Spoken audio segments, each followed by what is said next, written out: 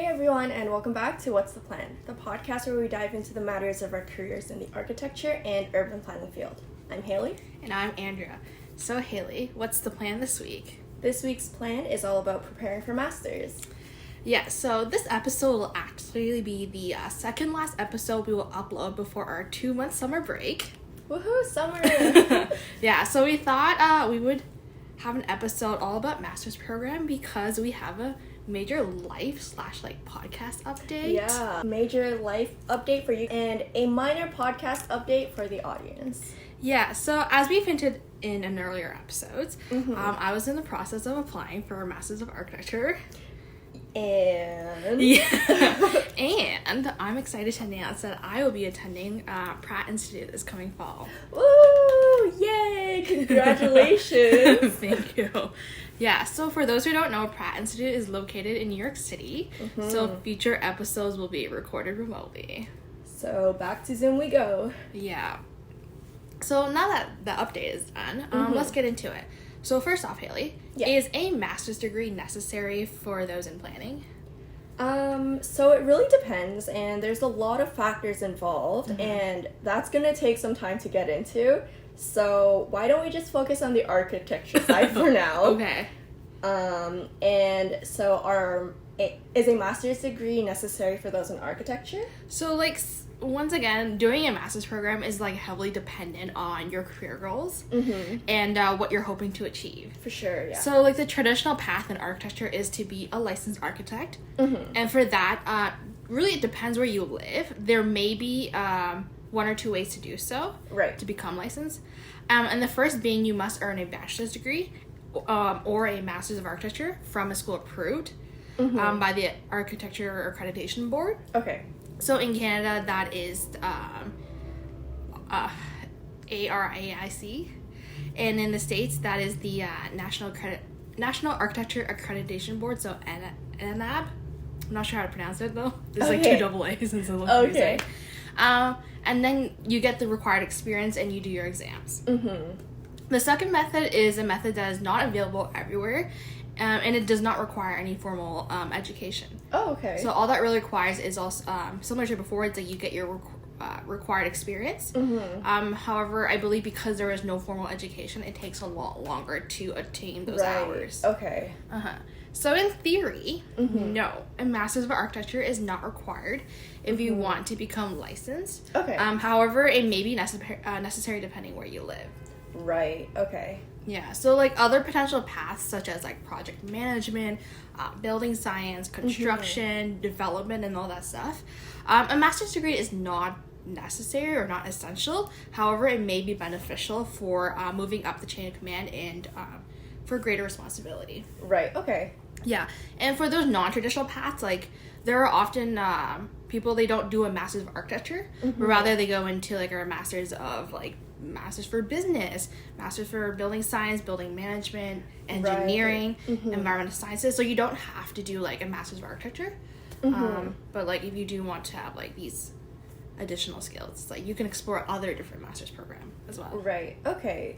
So for someone who doesn't want to pursue a master's of architecture, they're still allowed to become a professional architect? You can in some places. So in Canada, there is an apprenticeship program, right? Okay. that allows you to just work and gain those experiences to become an architect. However, it's much more lengthier process. Right. Okay. So it's typically, I think, for people that do a master's and have a bachelor's undergrad, it only takes them about maybe 3 years if you're really on top of it to gain all your experience. But however, through apprenticeship, it could be double that time. Okay. Got it. So now that we have an understanding of why someone may want to pursue a master's degree, how does one choose the right school for them? Yeah, I think that's the biggest question a lot of people ask. It's how do you find a school? And I can't speak for all their programs themselves, but typically there are, I think, 3 main criteria or things that people look for when choosing a school. And the following things are, first off, location. Okay. So whether or not you want to study in the same city that you're from, you want to be in the same province or state, or you want to stay in the same country or go abroad. Location is a big factor in what you like. Okay. Yeah, and then secondly, our costs. Yeah. As many of us know, postgraduate degrees are not cheap. Yeah. Especially in the US, where most universities are actually private universities, so they cost a lot more than what we would pay in Canada. So it's like, cost is also a factor. It's like, obviously many of us would love to go abroad and have a different experience, but not everyone can afford to do so, unfortunately. And then the last criteria, or last category, is specialty. So every school has something that is unique about them and makes them stand out from the rest. So then you have to look into each school and ask yourself, is that specialty something that I want to explore For my master's sure. program? Yeah. So based on the 3 components that you just mentioned, Yeah. how did you come to the decision to go to Pratt? Yeah, so following those 3 criteria, starting with, first off, location. I love city life. Yeah. We both have talked about a lot on this podcast. So naturally, I think I want to experience something new when I'm doing masters as well. Because I don't want to repeat the same experience I had already. So naturally, when you're looking at big cities and potentially looking abroad, New York City is a big one. Yeah, definitely. It's only an hour flight away from Toronto. It's not too far. I can still drive there relatively, and it won't be it won't be too far to get to. For sure, yeah. By car as well. So because of that, New York City, that was the top goal of mine. So I did my research and found 3 schools there that matched my research interests, as well as program length and cost. Yeah. So, based on the location component, you were set on New York. Yeah. Okay. So with that, what were the 3 schools in New York that you had your eyes on? Yeah, so obviously Pratt. Yeah. And then the other 2 schools was City College. City College, I had actually visited their campus a couple years ago because they were hosting an AIS conference. And I learned that they're the only public university in New York to offer architecture. So not only was that a good location, but also an affordable choice. Right. Okay. And then lastly, I did Parsons just as a backup. Yeah. Wow, Parsons for backup. Well, okay, I have 3 other backups as well. Okay. So in the event that I didn't get into any school in New York, I was or that the schools were actually too expensive, I applied to 3 schools in the Toronto area. Okay. Yeah, just to keep it local, Yeah. So first off, University of Toronto. Right. They have a great master's program, and it's something different than what I did in undergrad. And then obviously I applied to my alma mater.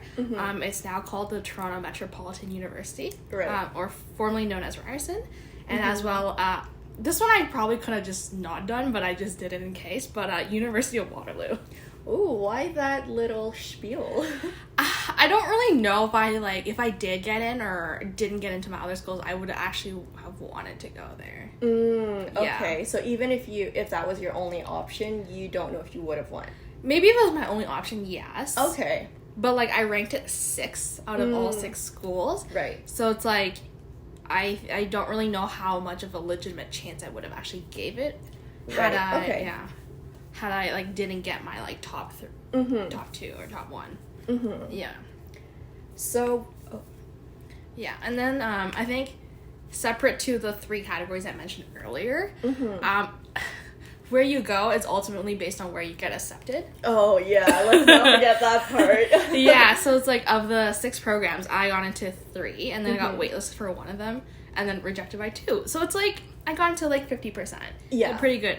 And luckily my first 3 responses were all acceptances. So I had some time to think about where I wanted to go, and my top choice was one of those 3.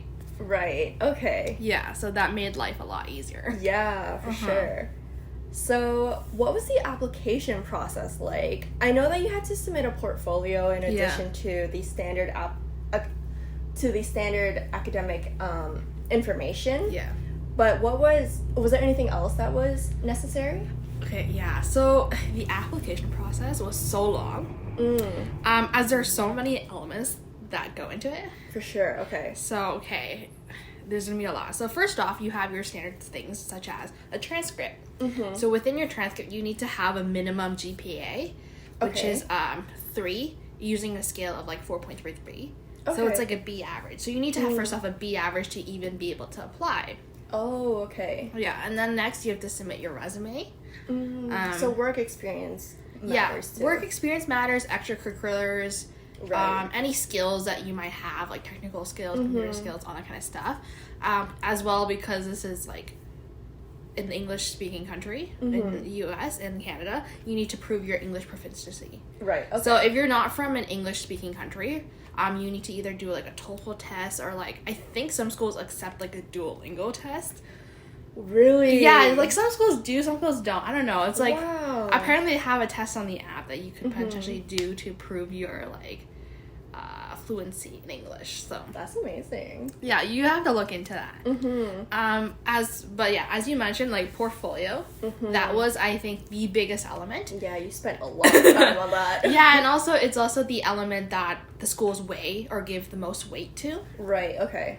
And like I would hope so. yeah. So Yeah. it's like I think your portfolio could be like 40% of your application. Oh my goodness. Okay. Yeah, so many schools have many rules. Right. And some schools have very few, so you have to like do your research. And what I did was to like keep track of everything is make a spreadsheet documenting like what each school wanted on their portfolio. That way I like when it came to like actually putting it together, I knew what each school wanted. Right. Okay. And the typical rules that a lot of schools have are like the page setup. So whether they want it landscape or portrait, as well as the number of pages you can have. I think 30 was like the typical response, 30 pages. Right. Was there a maximum or typically just the minimum? No, that was actually, maximum. Oh, Maximum okay. 30 pages. Right, okay. Or sometimes they do it by like, oh, we want maximum like 5 projects or something like that. Right. Okay. And then also, some schools say like they would like you to include a diverse type of projects. So it could be from like academic work, professional work, coursework, or extracurriculars or something like that. But a lot of schools don't really care what you put into it as long as it shows like your creative skills. Okay. Yeah. Yeah. And for me, all of them, with the exception of Parsons, asked for the typical things. So what did Parsons ask for? Yeah, so like rather than asking for a nicely laid out like PDF file, they wanted a sequence of like 15 to 25 images Okay. that best communicated your visual thinking. So like instead of uploaded like a simple PDF file where you had laid everything out, it's like they wanted you to individually upload these JPEGs. Okay. And then you would like have to order them on their website, and then you have to like name each photo and add a description if you want. And that would be your portfolio.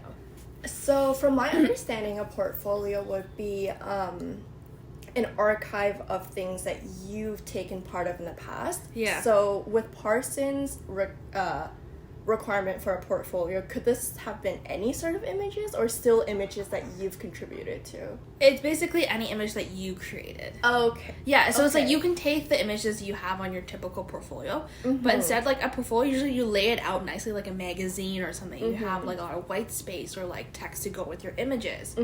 Like, and you have like images side by side or next to each other. But in this case, it's like they just want one image at a time. Interesting. Yeah, so that was very different, and that was very time consuming because I did not anticipate that in the beginning. Yeah, so like that being said, you don't need one unique portfolio to cater for every single school you apply to. Okay. As that is like an insane amount of work. And to combat this and be organized, like I had a master file of like, I did all my laying out on InDesign. So I had one big master file on InDesign that applied to as many schools as possible. And then from there, I would make copies from the master for every school that required something different from the rest. Okay. Yeah. So that still sounds like a lot of work, and knowing how much time... Okay, I have a rough estimate of how much time you spent on it, given the amount of times I've asked if you want to, hang out, and you say I can, work on my portfolio. Yeah. So how much time did you spend altogether on your portfolio, do you think? Timeline-wise, I knew that the portfolio would be a heavy undertaking. So I actually started working on it in August, about 5 months before applications are due, which is usually beginning to mid-January. So this was August 2021? Yeah, 2021. So Okay, 5 months before this year's deadline. And then I broke up the work into like 2.5 phases, let's say that. Okay. The first step that is more like of a half phase in comparison to the others is like just reviewing your portfolio. Because most of us, that are applying into masters, it's like you already have a portfolio, because a lot of schools ask you to make one just throughout the year. It's just you have it. And also for those who have worked, you need a portfolio to apply. So you have something. You have a base. Right. So review the base. So what I did was that I made a to-do list, a list of projects I wanted to keep. I wanted to look into if there were any drawings that needed, drawings, renders, or diagrams that needed like to be removed, to be updated, or totally added anew. Or, like if I had missed things in the past and I just want to add it to like beef up that project. And then beside each item, I would rank how long each modification would take. Okay. Yeah, so if it was like a minor task that could be done in like less than 2 hours, I put it like minor, and then I color coded it like yellow. Right. And then it was a medium task that I would estimate it was like 2 to 5 hours. I would write like medium, color coded orange. And then for major, I'd make it, major task would be like anything that requires more than 5 hours. Put major, and then I would like highlight it red. And then that way I knew, and then like once I had all those like each item or each task like outlined by time as well, I would add it up to see what was my grand total. Okay. And then now that I knew like how much time I need to allocate for each task, I was able to like properly actually plan out and schedule when I can work on what. Okay, so you definitely need to be organized. Yeah, you have to be really organized. It's like your lists, spreadsheets, like charts, all those kind of things, and like a calendar will be your best friend. Okay. Yeah, so that was just like half a phase. It's just like planning to get started on the work. Oh boy, yeah. So the first full phase is actually like doing those modifications. And in total, I had counted that I needed to do about like 54 hours of work. Wow. For like all my revisions. And like since I was like working full time and I had only probably about 3 hours in the evening to work on it, and like I had some more time on the weekends. And like obviously you don't want to be working on your portfolio every single day because you like get bored, you get tired, you get burnt out. So I also like thought like, okay, I would need some breaks. So then I ended up filling out my schedule and realizing I needed about like a month and a half to edit everything. Okay. And for the final phase, now that I've edited, gone through it all, the final phase is like taking your master file and creating a version that like matches the requirements for each school. Right. Okay. Yeah. So then, since this is like this part is a lot more straightforward. It only took about like 2 weeks to work on it. So it's like, not as much time as the revision, which is fine. Yeah. And especially it's like if you don't apply to like 6 schools, you apply to less, it won't take you as long. Oh, yeah. But if you apply to more, like good luck to you. You might need more time. So the amount of time that you put into it was in relation to the 6 schools that you applied to. Yeah, into the 6 schools. Right. Okay. Yeah. So overall, like how much time you really need is really up to how intense your edits are. But it never hurts to start early. For sure, yeah. And, like, I think for me, I actually started in the summer because, like, to prevent me from getting bored, I actually, like, didn't solely work on my portfolio. I had, like, switched back and forth between my portfolio and statement. Okay. As well as also, like, planning breaks and, like, having weekends off. Okay. Yeah. So now that we've covered the portfolio. Yes. What is a statement? Yeah, so a statement, the full name is actually, like, Statement of Thesis Intent.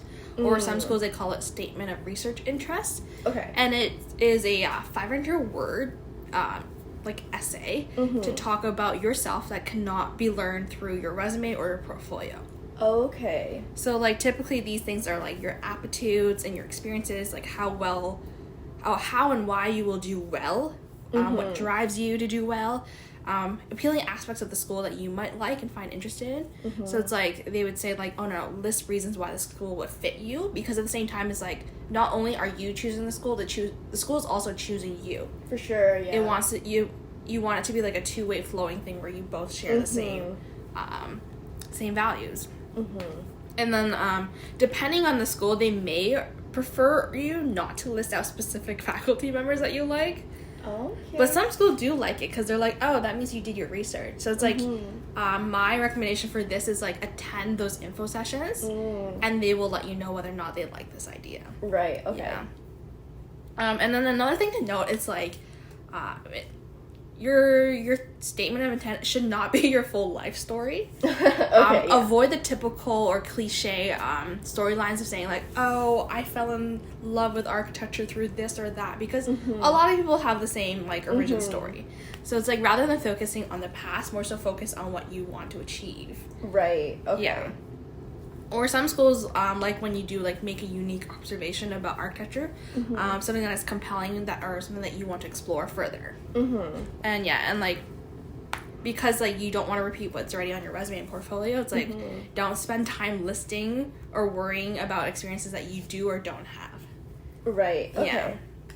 So this kind of sounds like it would be, like, the statement sounds like what an interview would kind of be like.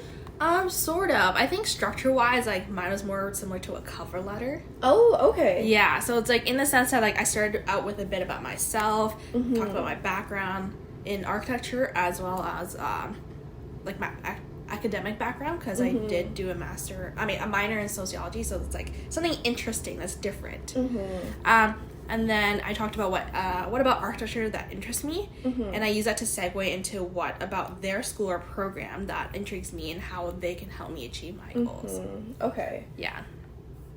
And then as for scheduling wise, like, I worked on this also in like 3 phases.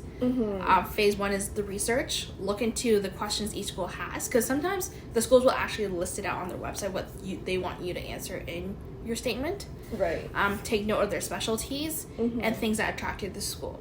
And then phase 2, it's like writing an outline or a rough draft. So it's like taking what you already researched and just like, what I did was just bullet points. That way it's like less pressure, and like you just write what you think. You don't even like, you edit later. And then phase 3, the final, was like polishing it into an actual draft and then getting it peer edited by your friends, and then you're good to go. Wow. Okay. Yeah. And then another big ticket item is the recommendation letters. Okay. Yeah. So typically schools require 2 letters, sometimes 3. Wow. And unless otherwise stated that you need 2 letters from professors, ideally I think it'd be good to get one from a current or past employer, as well as one from a professor. That way they can speak about you in 2 different like circumstances. Right. One in a professional setting and one in an academic. Yeah. And also timeline wise, it's like, please ask your reference at least a month in advance. Yes, absolutely. Yeah, because applications are due in January, and what happens right before January is the Christmas break, the holiday break, the winter break. So it's like they're gonna be busy with their own personal lives. Yeah. As well, like, you're probably not gonna be the only student or only person asking for a recommendation letter. So give them at least a whole month in advance of when you need it to submit it. Yeah. And also, like, just don't forget to thank them afterwards and update them if you hear back from any schools. Right. Okay. Yeah. And then the last part of the application process were like additional things that I did not see, or or more so like non-typical things in an application. Right. Okay. So for Parsons, what they wanted a video that is 2 minutes long on what we think is the most important issue of our generation. Okay. Yeah, I don't know. It's like, okay, sure. Can I ask what your video was about? I feel like I had a lot of topics I wanted to discuss. And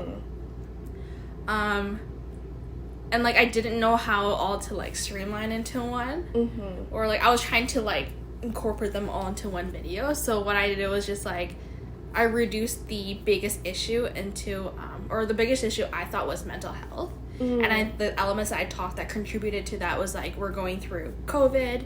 A lot of us are on our own for the first time, or going back to a situation that we might not want to be in because like we cannot stay where we want. And then in addition to COVID, it's like we're going through a bit like not a full recession, but it's like it's coming. Yeah. Like inflation's like money issues and just taking a lot more student debt on. So it's like in the end all these issues contribute to having a worse mental health.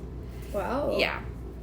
But I don't know, like, I don't know how to approach this video element because it's like, should I do something that's more like upbeat or more like a little depressing? So it was hard. It was hard. I don't know. I don't really think I excelled that well on that, but yeah. And then another interesting or unique thing that I was required in my application process was writing samples. Okay. So U of T wanted 2 writing samples, and you can submit anything you want, from like English papers to articles you've written for blogs. They had no real like requirements around it, as long as it showcases your proficiency and your style. Right. Okay. Yeah. So that was all of the application process. Wow. So all in all, it seemed definitely like a lengthy process. Yes. But with all that being said, are you happy with the way you handled it and the outcome that you achieved? Yeah, I'm like, I think for me, I was kind of worried that I wasn't feeling stressed about my application.